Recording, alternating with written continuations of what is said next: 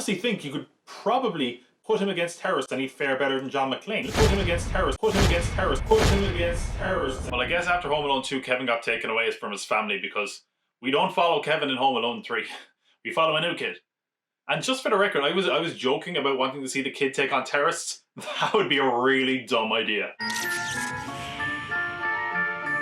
Like, you can sort of buy it when it's one kid taking on 2 dopey burglars, but one kid taking on 4 terrorists? I mean, terrorists who are smart enough to at least smuggle a microchip through customs, but I mean, look, it was pre 9/11, so maybe it was a bit easier then.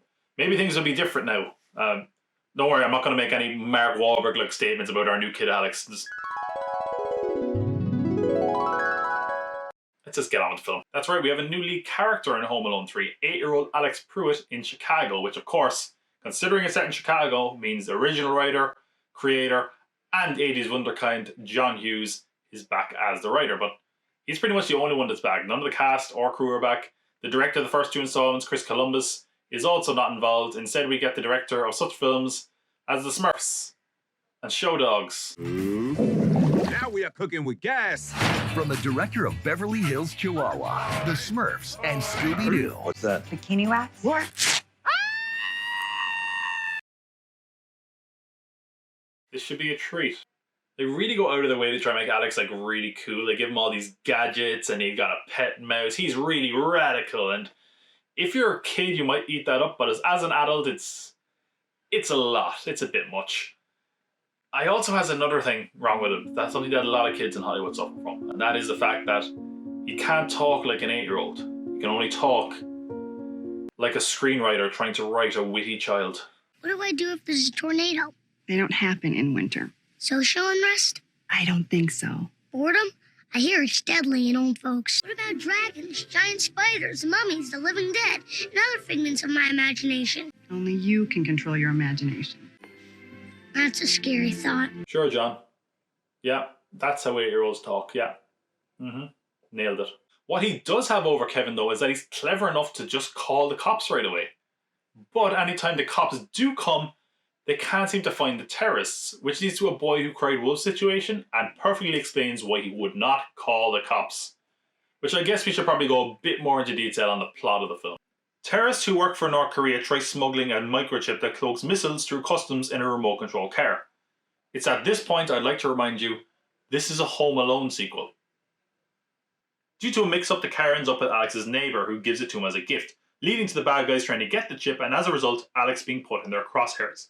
I will at least give the film some points for trying to do something new, and at least Alex isn't just forgotten like Kevin is. His parents are just kind of forced to work, but his mom is home at the end and the beginning of most days, so, you know, give it up for slightly better parenting. Alex isn't an only child, though he does have some siblings, including a young Scarlett Johansson. Alex slammed the toilet seat down on his thing again. His body is covered. Would that include his buttock region? That kid is going places. The other kid is just Buzz 2.0. I miss the old Buzz. I will remember you. The humor in this movie, though, is just terrible. I mean, look how dumb this joke is.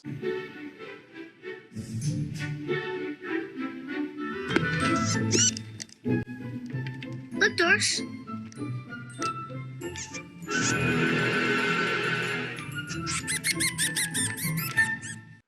It's so stupid. I mean, it does provide a pretty fun template, though. Look, Doris.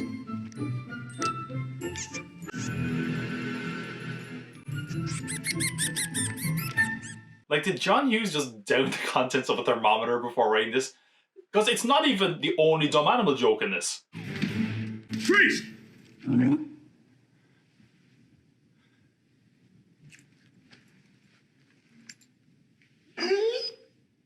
From the writer of The Breakfast Club, ladies and gentlemen. I guess at some point John Hughes just decided animals were the height of comedy, because there's also a talking parrot in the movie for more hilarity.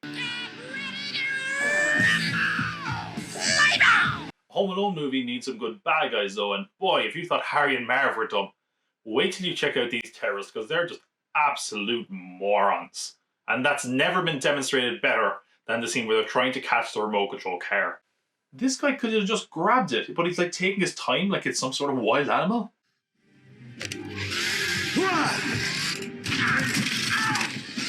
This person can't even hold onto the remote control car.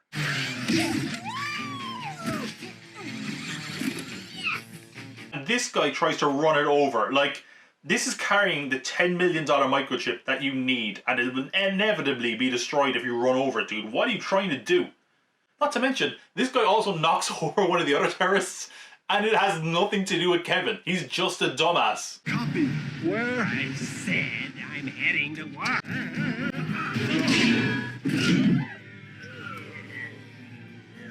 Stop, you nitwit!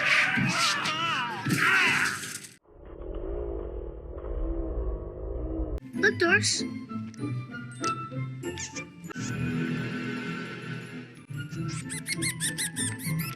They also have all these gadgets which they never really use. Like when they're kitting up to go to the house, they've got like shotgun shells on and a buzzsaw, and then they just get to the house and bumble around like idiots anyway. We do see them use one gadget at the start of the film, which is like a weird kind of camera hidden in a glove.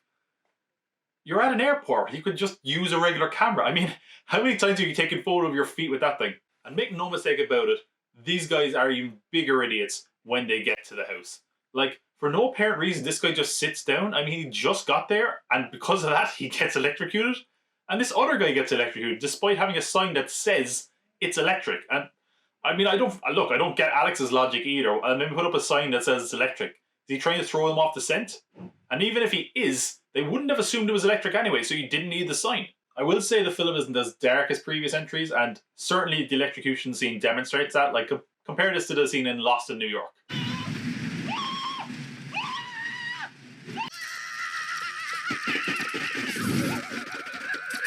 It's like night and day. I mean, yeah, by the way, I should have mentioned that he farts electricity. Ladies and gentlemen, from the writer of Ferris Bueller's Day Off. The trap scenes in the end are actually a pretty big part of the film. A lot of the runtime is actually dedicated to them, and some of them are pretty solid. I mean, other ones are just so lame though, like this one, like, oh, he's really wet. His balls are wet now. Just step out of the way, you jackass. What are you doing? I think really it just demonstrates that Alex isn't as sadistic as Kevin. Like, this film pretty much proved to me that Kevin is just a psychopath. One of his traps is just a whoopee cushion. Like, look how happy he is at himself that that worked. Could have put like a nail there or something, but sure, you do you, kid. I mean, in general, the traps in this are a bit more toilet humory and probably involve a lot more splatter and goo and stuff like that. So yeah, I will say no one is happier than John Hughes, who somehow manages to capture his love of toilet humor and his love of animal humor and combine them. Alice? Alice? You smacked my winky. Smacked my winky. From the writer of Flubber. Oh. Yeah, actually, this actually all makes sense now. Oh, mommy. Another bit of proof that the terrorists are dumb is at one point one of them thinks they caught Alex despite the fact it's high heels. What, you thought he was running around doing all this in high heels? He's trying to torture you, not himself. Am I right, ladies? Okay, best trap. I mean, honestly, the film actually has some pretty good traps, but for me, I feel so dumb for saying this, but it's a boxing glove to the groin. This must be how Homer Simpson felt. But football in the groin had a football in the groin. I just got such a laugh out of how elaborate it was for what was essentially just a shot to the nuts. You are dead, kid.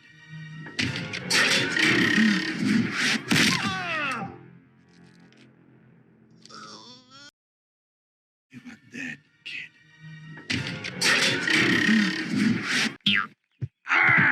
My groin! Best reaction? Ugh, I don't know. Let's just give it to the mouse looking at the cat, just because that's something you can mess around with and have fun for hours.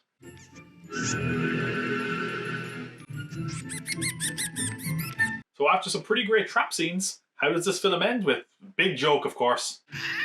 Gentlemen, start your engines. Oh no, I'm mistaken. Sorry, it goes out with a lame joke and some really lame radio rock music.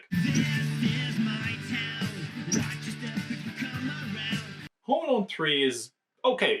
It's not terrible. It's way dumber and more over the top and more sanitized than the previous films, but it's relatively entertaining. It doesn't overstay its welcome as well, which is positive.